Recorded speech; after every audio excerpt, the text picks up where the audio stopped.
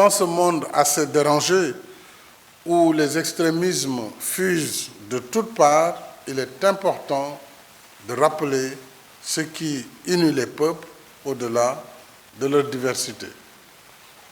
J'ai exprimé au chancelier Scholz ma satisfaction pour la qualité de notre coopération bilatérale. Cette coopération est concentrée aujourd'hui sur la promotion de l'énergie renouvelable, en particulier le solaire, sur l'efficacité énergétique et sur la formation professionnelle. Nous avons en cours 9 projets et programmes. L'Allemagne est également notre premier partenaire bilatéral dans la réponse sanitaire, dans la riposte sanitaire et la résilience socio-économique contre la pandémie Covid-19. C'est important à souligner, avec un appui de 100 millions d'euros à notre programme de résilience économique et sociale. L'Allemagne également a annoncé une contribution de 20 millions d'euros en soutien au projet de production de vaccins de l'Institut Pasteur de Dakar. Au titre de l'initiative dite Compact avec l'Afrique, l'Allemagne soutient le Sénégal dans le cadre d'un partenariat pour encourager les réformes dans les domaines de la législation et de l'administration du travail, de la réforme foncière, de l'accès au financement et au développement des petites et moyennes entreprises, ainsi que de la formation professionnelle. Nous avons passé en revue tous ces aspects.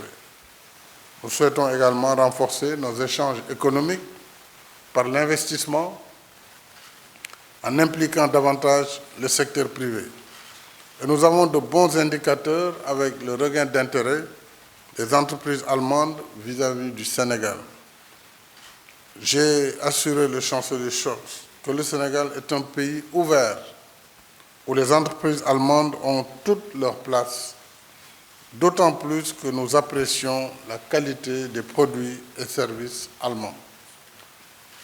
Notre entretien a aussi porté sur d'autres sujets d'intérêt commun, comme la situation au Sahel, la lutte contre le terrorisme et la situation en Afrique, où nos deux pays sont engagés dans la lutte contre le terrorisme, parce que nous sommes conscients que la paix et la stabilité de nos deux continents, l'Europe et l'Afrique, sont étroitement liés. Nous avons aussi échangé sur la guerre en Ukraine et ses conséquences en Afrique. J'ai rappelé notre position de principe contre l'invasion d'un pays par un autre et notre appel à la désescalade et à la cessation des hostilités pour une solution globale, une solution négociée de la crise. En outre, en tant que président en exercice de l'Union africaine, j'ai exprimé au chancelier Scholz nos sérieuses préoccupations quant à l'impact de la guerre sur nos pays africains, notamment la flambée généralisée des prix et les pénuries qui sont constatées.